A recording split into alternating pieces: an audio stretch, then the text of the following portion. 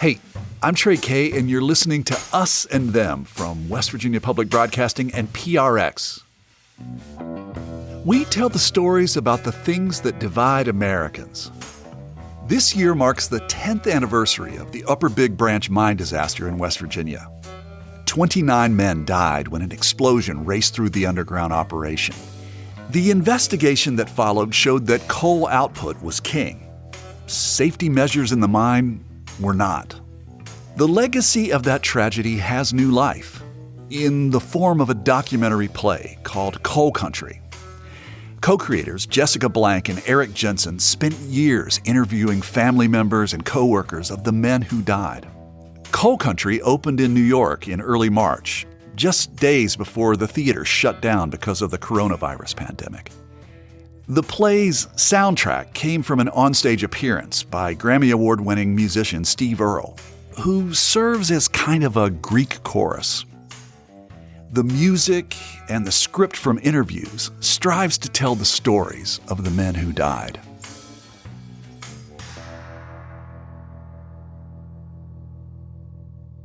You know, the interesting thing that I've discovered, having done this now a few times, is everybody's grief is the same, you know. Everybody's love comes from the same place in their hearts, and everybody has a story. And, even over time, you can meet somebody through something that they wrote. The human voice is a powerful thing. And, empathizing with each other is easy. You just have to have the opportunity. Erik says he and his wife Jessica followed the Upper Big Branch story when it happened. I come from rural America. I grew up working poor, and we eventually clawed our way to working class. And I'm not from West Virginia, I'm from rural Minnesota, but all the families I saw that were being interviewed reminded me of uncles and aunts and neighbors and people that I knew. And I was impacted on a much deeper level than I expected to be impacted, not being from West Virginia itself. And I think the story stuck with us. At the time that it was unfolding, our child had just been born, so we weren't in a place to embark on a new documentary research process.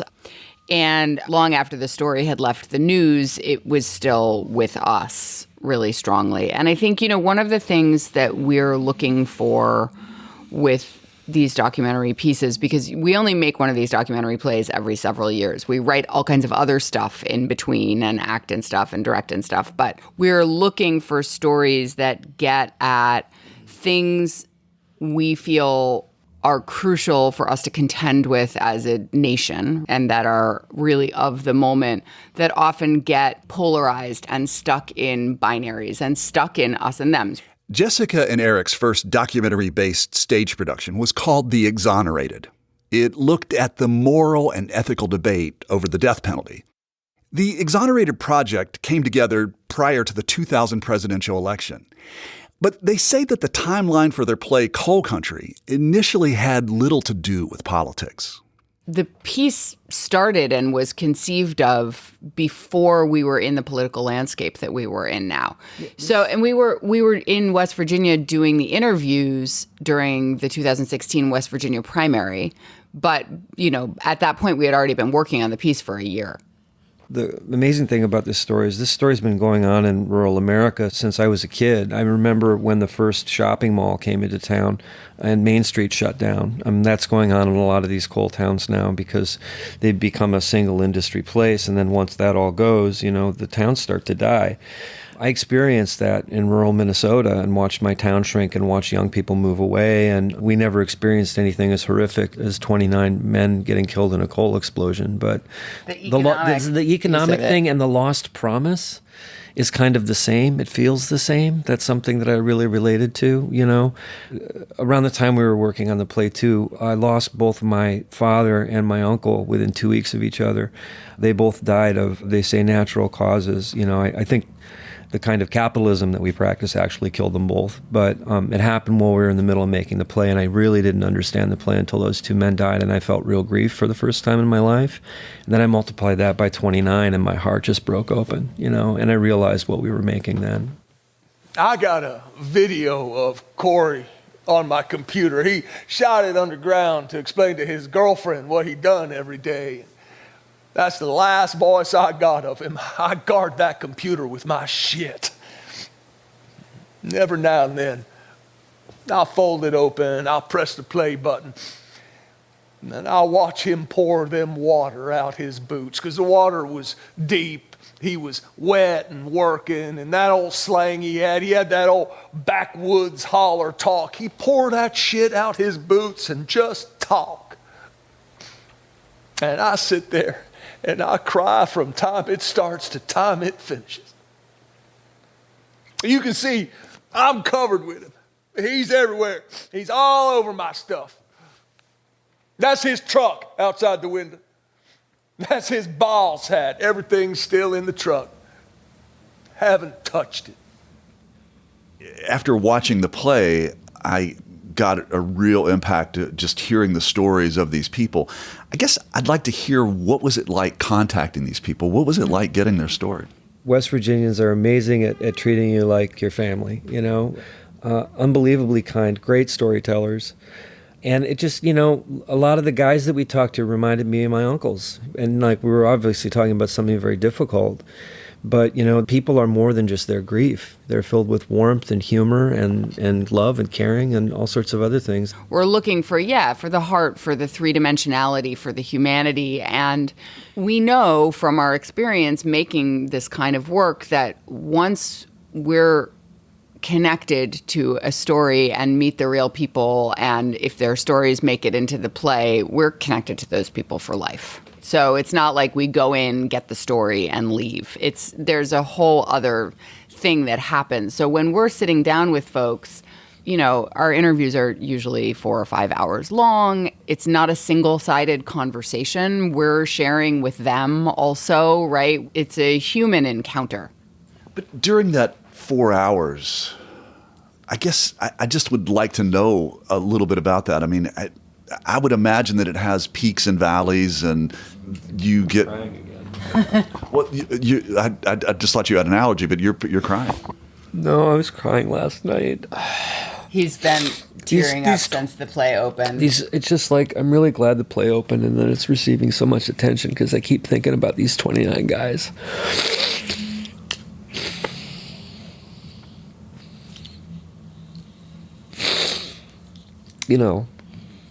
Coal miners help build America, and right now they're having to stop trains with their bodies so they can get their benefits or get their last paycheck. They helped build this country. We should treat them like they did. I don't care what side of the environmental thing you're on when it comes to that. Like it or not, the iPhone that you're holding, if there's steel in it, that steel was melted with coal, and they help build the buildings in our cities and help build the country. And, they're not the problem, And just the way that these men were treated bothers me too. It's an undignified way to be treated, I think. It makes me sad. I'm sorry, I didn't mean to do that.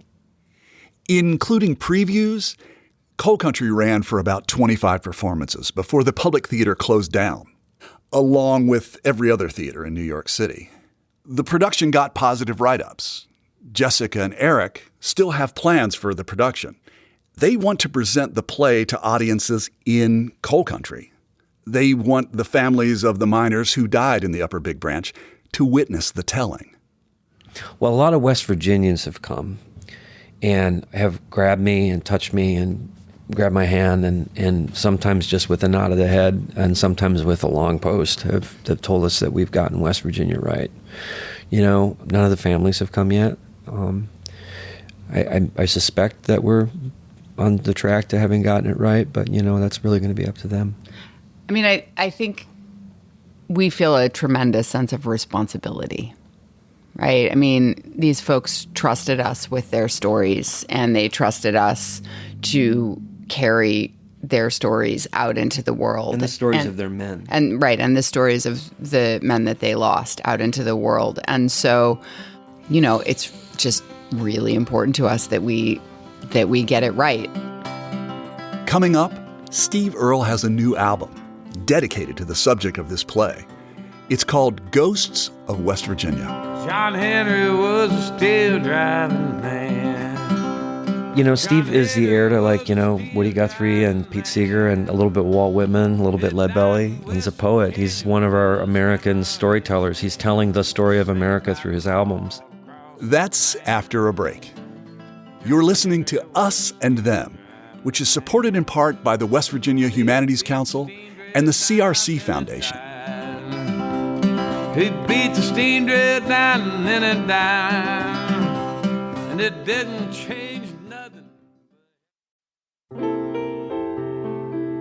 Music lifts us up and brings us together, even when we can't get together in person. Mountain Stage brings you live performances on the air, online, and in our podcast. They remind you how it feels to be in a live audience listening to live music. This is Larry Gross, host of Mountain Stage. Find a link to our stations and our podcast online at mountainstage.org.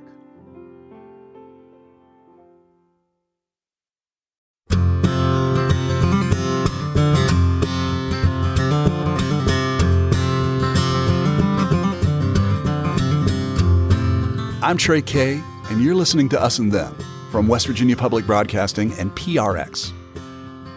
Just a few days before the coronavirus shut down theaters in New York City, the play Coal Country opened to audiences. Co-creators Jessica Blank and Erik Jensen spent years interviewing the families of the 29 miners who died when the Upper Big Branch mine exploded in West Virginia. This year is the 10th anniversary of that mine disaster. Jessica and Erik say their intention in presenting this story to New York audiences is to bridge a divide, to help people understand one another in America, to help them understand someone else's pain. I think prejudice against the rural working class is one of the last prejudices that it's sort of socially acceptable to hold openly. Certainly that's not the only bias that people carry, but, other biases, it's no longer considered polite to express openly. But the things that people say about the rural working class in New York City, in Los Angeles, right? People who are otherwise really conscious and progressive, it's pretty astounding. And so one of our aims with this play is to help disrupt that and to complicate that conversation.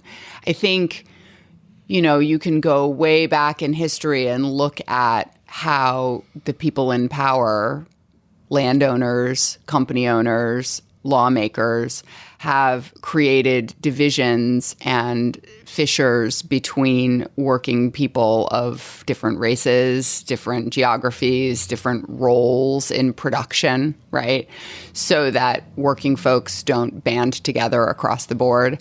And I think one of the things we're seeing right now is a lot of those divisions being exploited, and what happens when those divisions get exploited and then the internet layers on top of it all and, makes us lean into our divisions even more.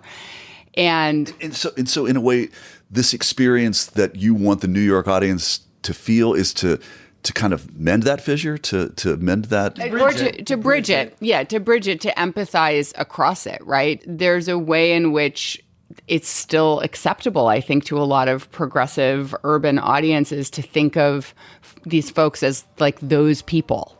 Right. And I think anytime we're thinking of people as those people, it gets dangerous. And so looking at what New York audiences are taking away from it, that's part of the work the play is doing. Well, wake up in the morning and pray. Wake up in the morning and pray. Keep away from the door and the devil at bay. Wake up in the morning and pray. Well, a black lung kill me someday. Black lung kill me someday. Already underground, I reckon, anyway. But the black gun kill me someday. Well, the devil put the coal in the ground. Devil put the coal in the ground. Bury the parliament down. Devil put the coal in the ground. When I walked out of the theater with my son and I said, I'm going to be interviewing these playwrights tomorrow, I said, would you tell me the part of the play that resonated with me the most? And we both chose the same moment, and that your face. What do you think that I'm going to say? No, you got to say it. Well, the family describing having to to identify the remains of their loved ones. It's a powerful moment in the play when Judy, the sister of one of the coal miners who died, identifies her brother's body.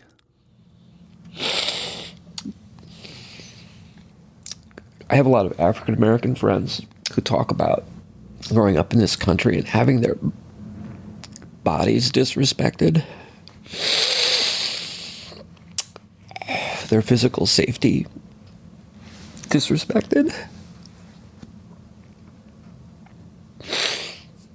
Workers should not be treated this way. When Judy talked about seeing her brother with us,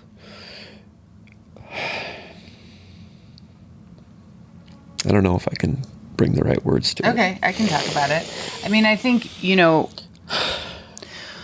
one of the things that those of us who live in relative privilege in this society take for granted is our feeling of physical safety and our feeling of physical safety in our bodies. And, Erik was just talking about having a lot of African American friends who talk about that in their reality, walking down the street in New York City or wherever else, that's just not a given, right? It's just not a given that you're physically safe.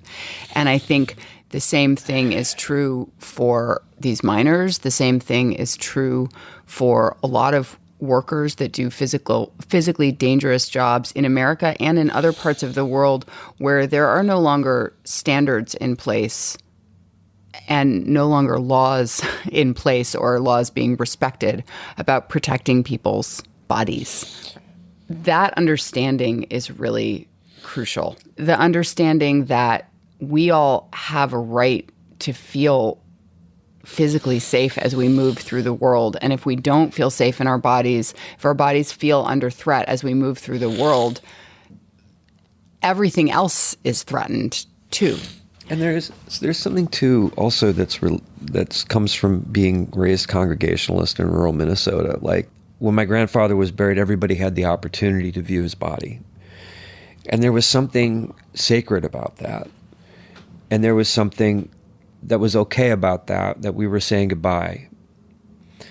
And there's something anti-religious in a way about not having the opportunity to do that, and that's what struck me about what Judy said to us the most. She was describing the desecration of her loved one's body, right? So it wasn't just the loss of her loved one that she lived through because of these events, but also the desecration of the body. And I think that happened to a lot of people. And I think that's something that we have to face. It's real. She was a witness.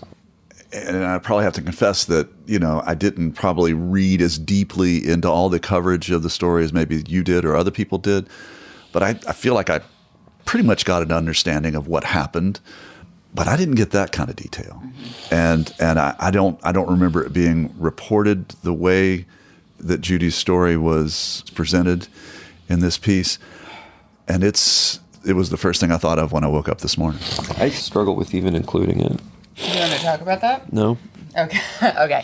I think, that what you're saying goes to some of the differences between what it is that we do and straight journalism, because we have a kind of conversation with people where those things open up emotionally and the full three-dimensionality of the human experience opens up in a way that is different than an interviewer who's just seeking information or reporting on the facts. We're trying to report on the full human experience and the felt emotional experience. I'm so sorry I've been so emotional for this whole thing. I just I feel such a sense of duty to these 29 people, and none of the families in West Virginia know, but I love them so much. And I love these men so much. And it's just really, it's like the first, I never do this, but it's just, and the fact that so many people came together and are making theater money to do this and sacrificing time to bring the stories to light just means so much to me.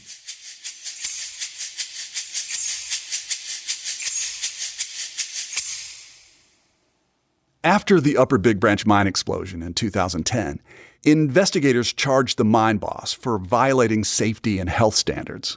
Don Blankenship was chairman and CEO of the Massey Energy Company that oversaw that mine. Blankenship was charged with conspiring to willfully violate the safety requirements. He was found guilty of a single misdemeanor and served a 1-year prison sentence. Jessica was in West Virginia for part of the trial and found a way to incorporate it into the play.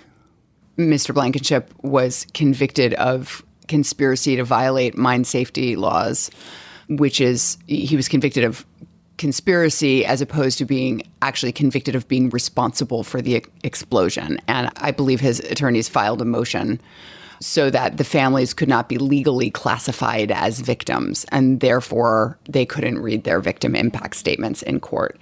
And I will say that being in the room for that and seeing the families who I hadn't met yet come prepared to speak and then not be able to speak left a really strong emotional impression on me. You know, it emerged organically over time that, okay, they didn't get to say what they had to say then, but maybe these folks who told us their stories can get to say what they have to say here in this other place, to this other room of people. When it's done right, theater can be a theater, but it can also be a church. It can also be a courtroom. It can also be a political chamber. Like, it's a place where all of those things are, by the way, are shaped the same way. In terms of architecture, they're shaped the same way. And I have to say that my anger about them not being able to speak is what really, on the hardest days, kept me going on working on the play. And I think a lot of the reason I'm feeling so emotional and stuff today is I can finally let some of that go, because the voices are going to be heard now.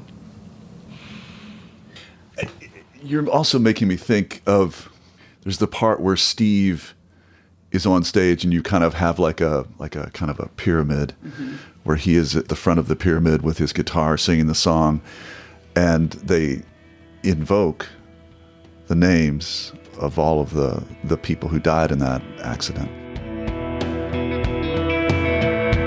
It's about Carl Acord, Jason Atkins, Christopher Bell, Gregory Stephen Brock, Kenneth Allen Chapman, Robert E. Clark, Charles Timothy Davis, Corey Davis, Michael Lee Ellswick, William L. Griffith, Stephen Hara, Edward Dean Jones, Richard K. Lane, William Roosevelt Lynch, Nicholas Darrell McCroskey, Joe Markham, Ronald Lee Maynor, James E. Mooney, Adam Keith Morgan, Rex L. Mullins, Joshua S. Snapper, Howard D. Payne, Dillard Earl Persinger, Joel R. Price, Stuart Scott, Gary Quarles, Grover Dale Steves, Billy Willingham, Ricky Wegman. It's about blood. And the thing I loved, you have that kind of haze in the theater that kind of reminds me of coal dust underground when you're in a mine. But then also the types of bare light bulbs that are on the set also are very reminiscent of the types of bulbs that are used in underground mines. And you have 29 light bulbs that at first they almost just seemed like stars in the sky. But each one illuminates, I guess, when their name is called. And it's very moving. And we traveled to West Virginia, and I went to, meet the people myself, because I was basically hired to write songs. And what I do is, I'll perform in the piece, but what I do is I'm sort of like a chorus, only I sing a song that sets up the transition as the narrative moves along. And it's their story and their words. This is, if you go to the Public Theater in New York City in February, the first thing that you'll be subjected to is I'll come out and sing this song, which sort of tells a little bit of the history of that part of the world.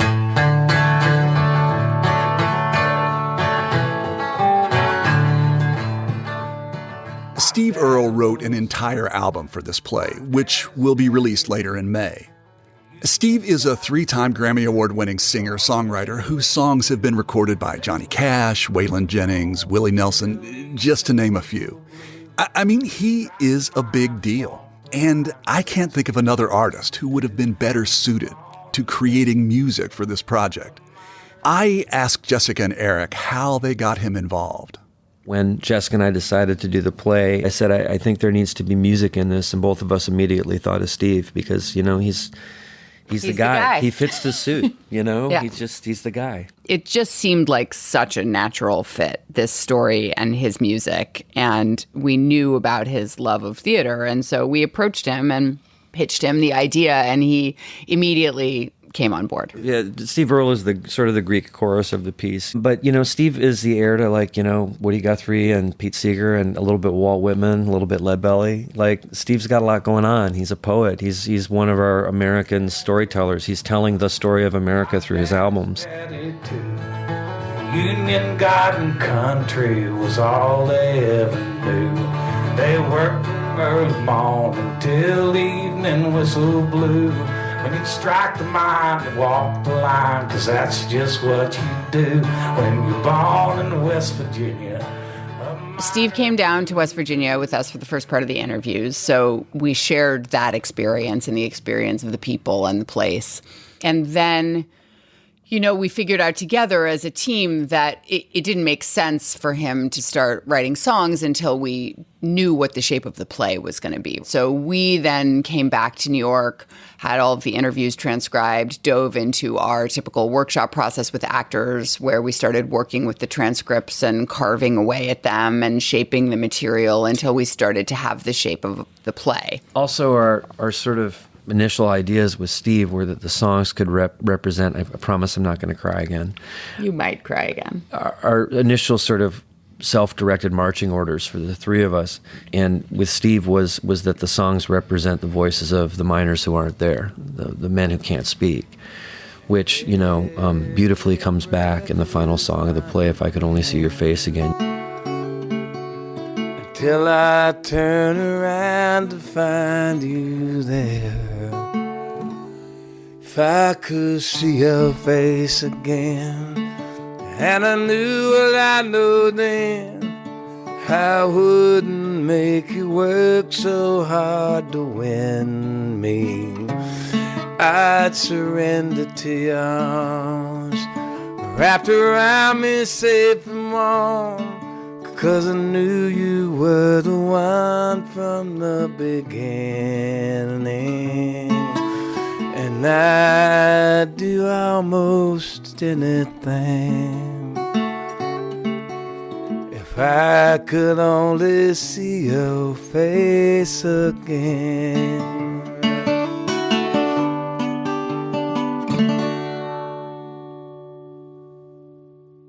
We started with this idea that the songs would represent the voices of the miners, and I think they do that, but they also represent a lot of other things. They represent the place, they represent the history, they represent sometimes the emotional experience of some of the people who are on stage telling their stories, not the actors, but the real people, right? So they're representing the voices of the survivors as well as the miners. A lot of West Virginians that have come to the play have said or expressed either online or in person to me, this has happened several times now, that they've kind of come in with crossed arms, you know, like, okay, show us what you got, you know, and the expectation that we would screw it up and disrespect them the way that West Virginians are so often disrespected in the media, I think. And the fact that they loosen up after a couple minutes and realize it's not that and actually walk away feeling seen is kind of an incredible secondary effect of doing this incredibly tragic story, you know, like that feeling has happened to us over and over and over again from West Virginians. You know, as you say that, I remember growing up in West Virginia. I graduated high school in 1980. And in the late 1970s, the show The Love Boat was on television. And I remember, I don't know what you guys remember of The Love Boat. I remember The Love Boat. I love that. Fantasy Island was on right afterwards. But there was one episode where I think it was a family, and it was Donny Osmond, who apparently was from West Virginia, and his father or grandfather was Slim Pickens. And you see Slim Pickens come onto the boat and look at wherever the port was over they took off. And he says, "This is bigger than the big city of Charleston." And I remember people in West Virginia, when we saw that, we were just like, oh. I mean, part of the reason that I'm here with you right now is that I came here to New York as an actor in many ways because you feel like you come from a place that doesn't matter. That to me, what places that mattered you saw on television and you saw in the movies. So I wanted to go there, and that's kind of why I'm here. And then you're here, you kind of realize, no, you are really from a special place. And that many people have gotten it wrong. They don't really get it. They don't really get or understand. And I really do feel like you guys got it. Thank you. Thank you. I mean, West Virginia matters to us, and it matters to everybody who's been part of making this play happen now, including lots of people who have never been there.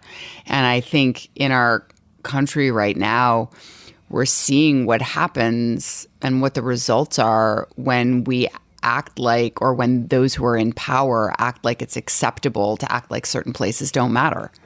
Every place matters, everyone matters, every life matters. And I think we're not going to get to any better place as a society, any sustainable place, any livable place as a society, unless we start acting like everyone matters, every place matters, and until we start caring about people who aren't us. And in terms of just, going back again to the music, which is, the sort of soul of the play, if the West Virginians' stories are the heart, having lost my dad and my uncle so close together, coincidentally around the time that we were getting a lot of songs from Steve, Steve's songs actually helped me through my grief. Like, they have this incredible effect, and there's a healing power in his music. And, my hope is when West Virginians come and see this, or the families of the 29 men come and see this, or when they hear Steve's album that's going to come out in May, that some of that hope and some of that love and some of that understanding will be transferred to them in some way. Because it certainly helped me through my grief, and I can't promise that to anybody else, but maybe it will offer some comfort to hear their loved one's name and those 29 names that he lists in the song It's About Them.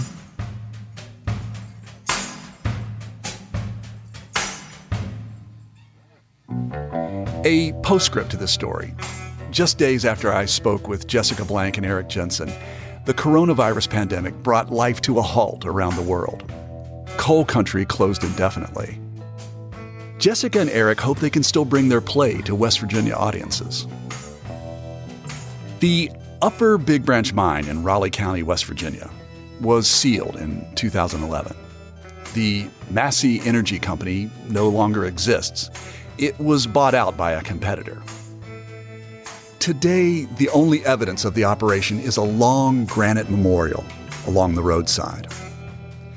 There are 29 silhouettes carved into the black stone of the men who died.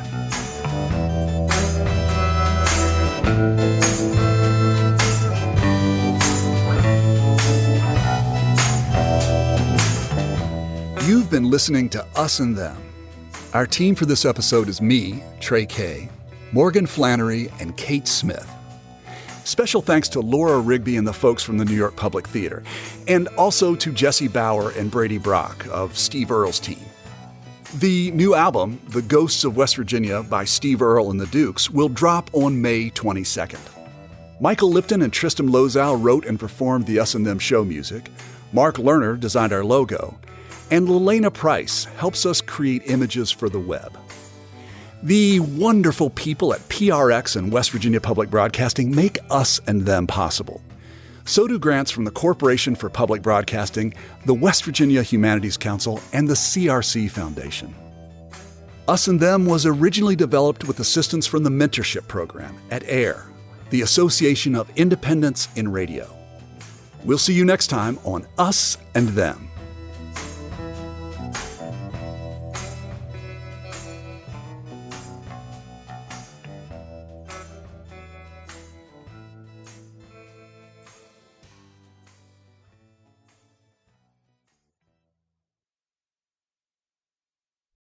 Support for this podcast comes from the Corporation for Public Broadcasting.